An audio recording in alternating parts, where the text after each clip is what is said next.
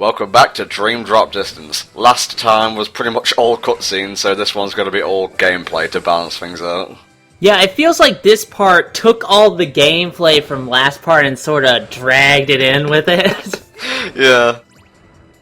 But still, I mean, I remember my reaction the first time that happened. Like, you know, you dive as Sora, you go through the cutscenes, and now it's Riku's turn. I'm like, wait a minute, I'm sorry, I was supposed to have fun for a minute there? Yeah, if there was any, like, major indication that this was meant to be Riku's game and not Sora's, and Sora's was added in later into development, I would say that section justifies it. Now, I kind of like this dive because of the blatant misuse of puzzle blocks. Going back and forth like this. It's like a nightmare of Professor Layton's or something. I have a feeling I'm dropping down into the area where you play Tetris in, with the blocks falling down. Also, these Swiss cheese things. I could never do that one, that's why I just decided to fly over it. Well, I couldn't do any of the dives particularly well, which is why I decided to avoid all of it. And again, since we got all A ranks in Riku's set of dives, we get Dive Wing, and it's finally time to test this bad boy out. Yeah, well, it's not the last dive, but it's the last one that you're ranked for. Mm-hmm. Where am I now? Wouldn't he know? That's a good point, actually. I don't know, I guess it sort of really depends on what Riku was specifically doing during the events of Kingdom Hearts 2, you know, like before that. But I would think he would have at least seen this place before. Or at least remember the architectural style. That's true. I should be back in the world I came from. Why am I still shrunk down for limited 3DS hardware? Yeah.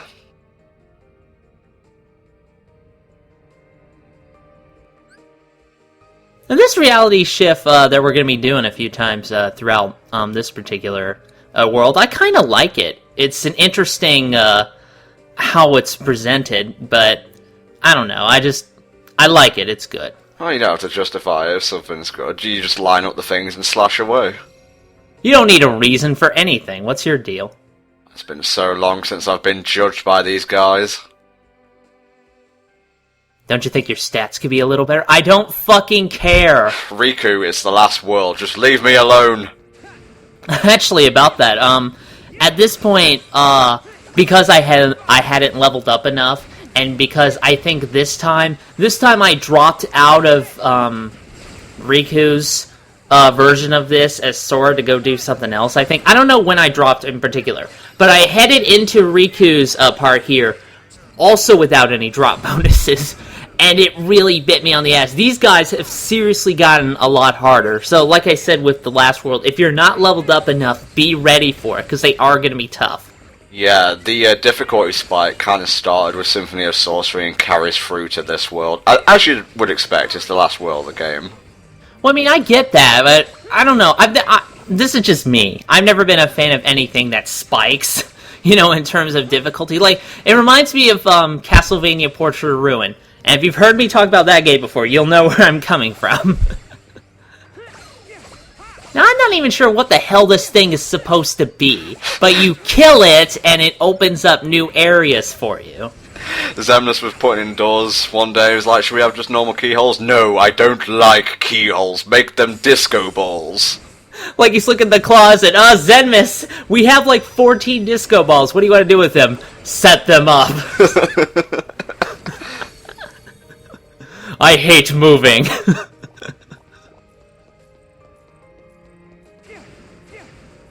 And we'll be back to this room later. I don't know why there's only a defense turret in that particular room. I don't get it. That's a generator more than anything, I think.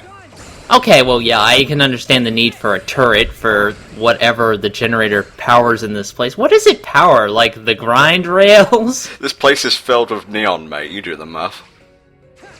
Look, we need a lot of neon. We're gonna have to set up generators here, here, and here. We've got Keyblade Masters coming. Gotta put on a show. Gotta get the disco balls out and ready. Oh, sorry. Keyblade Masters in training. Yeah, it doesn't really mean anything at this point anymore, though.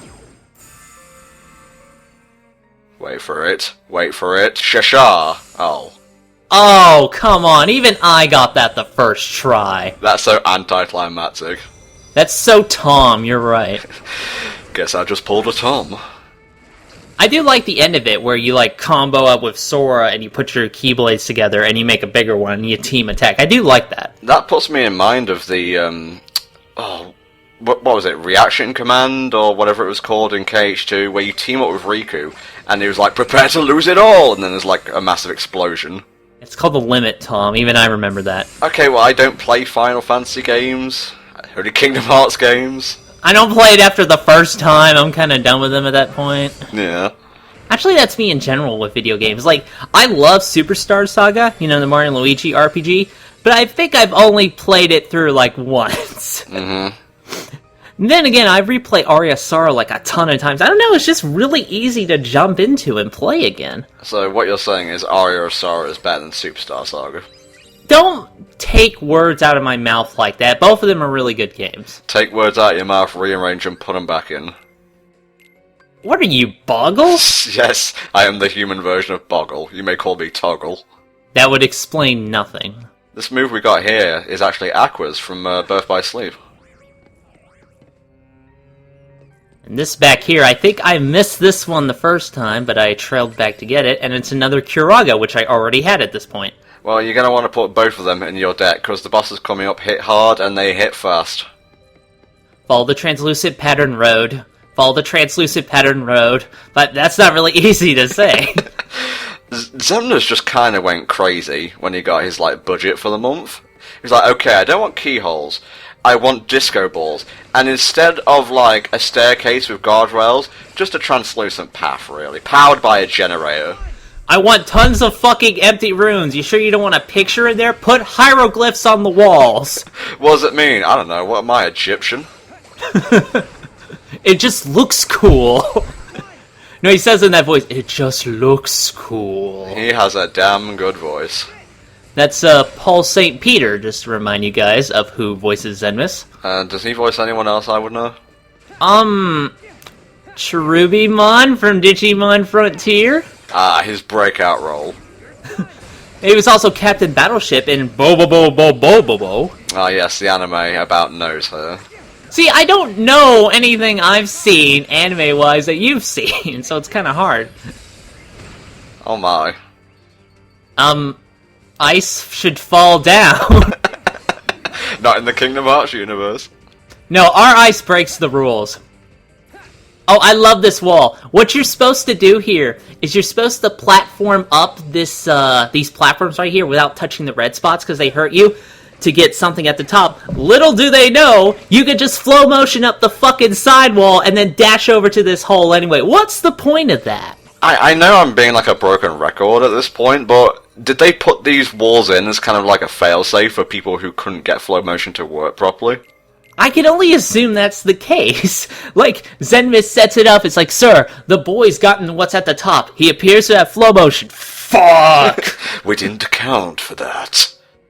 I didn't account for sick moves. Okay, real talk, Dark Splicer will save your life throughout some of Riku's upcoming boss fights. Yeah, that's true. He's got a lot of interesting bosses coming up. Although, you know, it didn't really help on one particular later boss, which I'll talk about. But yeah, Dark Splicer, it's good, but then there's a lot of wind-up, so you want to be careful. Although the major advantage to it is you walk towards the enemy if you're locked on, so that can get you out of the way of some of their attacks. That's true.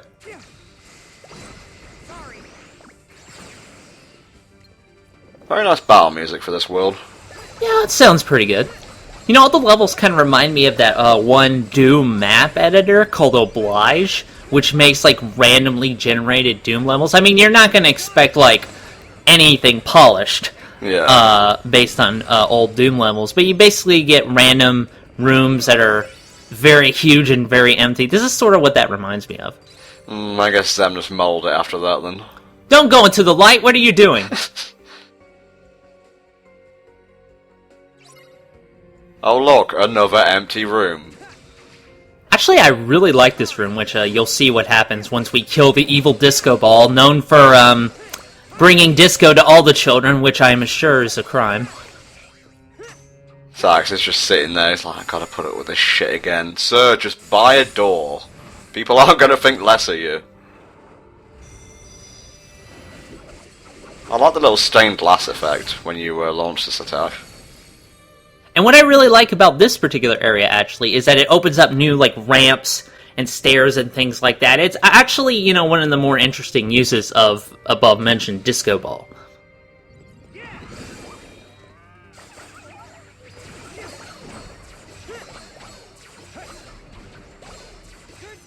Very nice. Whomp's ass, and it also casts a little bit of a stop effect, if you noticed. Ah, that's true. It doesn't really work on bosses, though, obviously. Bosses say fuck off to your status effects. I still don't know how the hell you're supposed to balance that. Like, you know, why even have status effect spells in a game when it works on the enemies, which you don't really want to use them on anyway, because you could just kill them, and when you want to use it on bosses, it doesn't even work anyway, so I'm still not sure how to make them viable.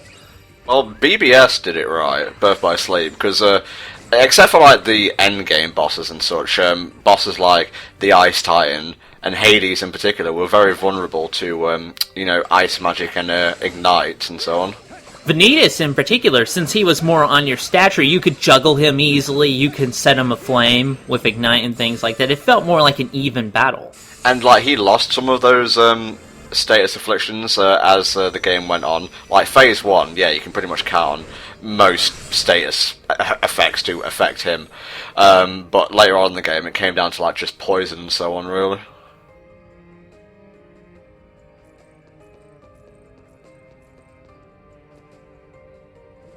I just want to do a little subtle plug here.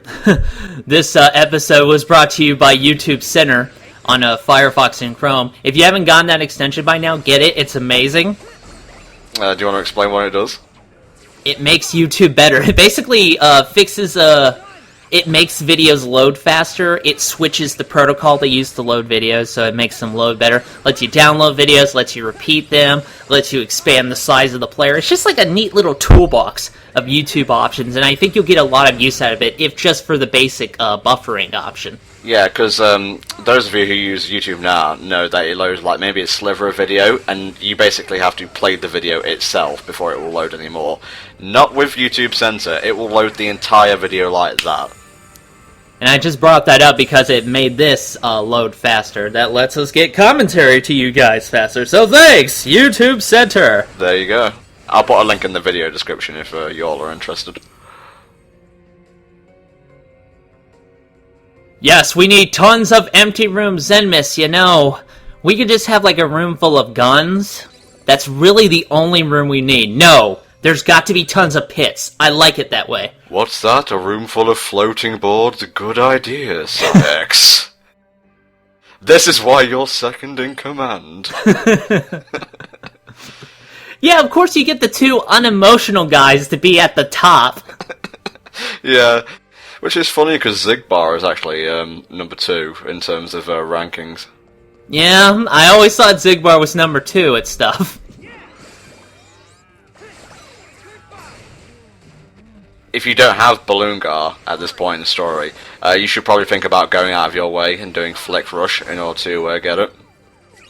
Why? I didn't even get Balloongar. I did beat this game with Balloon Rock. Balloongar is probably, again, more helpful, but man, I really didn't want to do Flick Rush. A deck full of Balloon Raws can help you cheese the secret boss, whatever floats your boat, I guess. And also, I just want to point this out, that area back there, with the grind rail and whatnot, there's a little bit next to it where you actually have to bounce off the walls using Flowmotion, and it's one of the best areas in the game where Flowmotion actually really works well, like how it was designed to be, you know, to complement the platforming instead of replacing it entirely.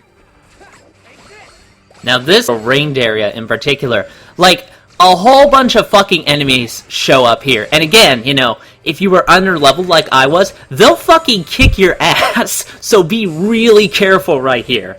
Isn't this world where the Skelter Wilds start appearing? Oh yes, they're, the skeleton versions of Tyrantorex, and those guys can be really annoying, because even if you kill them, their head can chase after you and do damage, so you really have to watch out. There's the one right there, the spine-looking motherfucker. I hate that shit. I guess I will admit, in this case, having stuff like a ton of balloon guns would be really helpful. And they breathe fucking fire, you gotta watch out for that. Look, they're already skeletons, that's kind of bad enough. They don't need fire breath. This is why you come in with your own dinosaurs, people. Now here's my question. We know that Sora right now is captured by the bad guys. Why is there still a fucking drop meter? What does it switch to? I think it just switches back immediately. Don't quote me on that. I didn't really bother trying. Well, if it does that, then why have the meter at this point? Oh, wait, no, I remember. There's a little bit more with Sora, and then the shit goes down. Oh, yeah, I remember now. Okay, because I remember I did this part as Riku first, and then I switched back over to Sora, and I finished that up. Okay. Well, you'll see more about that, I believe, in 2 parts time. Yeah, just let that dread start to build up. You know, you'll need it for the final bits. We haven't really discussed the elephant in the room. You'll have noticed Riku turning into a dark bolt every so often. This is Dark Roll, essentially the cartwheel of this game. It is glorious, it gives you major invincibility frames, and if you crash into an enemy it does minor damage. It is all around good stuff. Again, purchasable from the Flick Rush store. Now, it was cheap enough that I did go through Flick Rush to get this move. And I do admit, it's definitely helpful at some points. I kind of wish you got it a bit earlier, but that's just me. But other than that, that's pretty much the only reason you would really want to suffer through Flick Rush. I mean, I give Flick Rush a lot of shit. It's not hard, it's just boring as hell. It really is. It's kind of repetitive, to be honest. Yeah, there's not really a lot of strategy you could do. You're not making any interesting choices. You're just hoping the god, your Dream Eater, kills the other guy's Dream Eater fast enough. That's pretty much it. Word of advice, Tyrannosaurus is OP. Well, isn't he OP to, like, begin with, because he's a giant fucking T-Rex? Well, he's useful in both combat and card battles. Well, card battles is clearly what matters to me. Unless they're boring card battles, like a Flick Rush. Well, I think we've clarified that at this point in time. Oh yeah, so much better than Mario Brothers. Buy my game series! Sorry, I got a bit disoriented there for a second. I'm trying to partake in whatever beauty this lost land has left.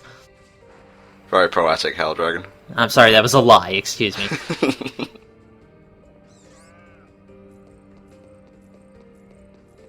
Oh my god, different scenery for a change.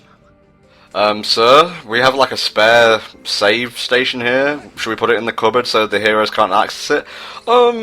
No. Put it just before the ominous-looking boss arena. Zenmis, Master Room Designer. You know, before I was an evil mastermind, I was an architect part-time. And you can really see why that didn't work out in the end. Last-minute deck shuffling. Yeah, definitely prep here, because the next guys that are coming up, oh boy. And that's what amounts for me prepping. Chuck in another Kurok. What? That's it? Okay, good. And that's pretty much all we have to say about this gameplay stacked installment of Dream Drop Distance, so please join us next time for a quite interesting boss battle. See you then.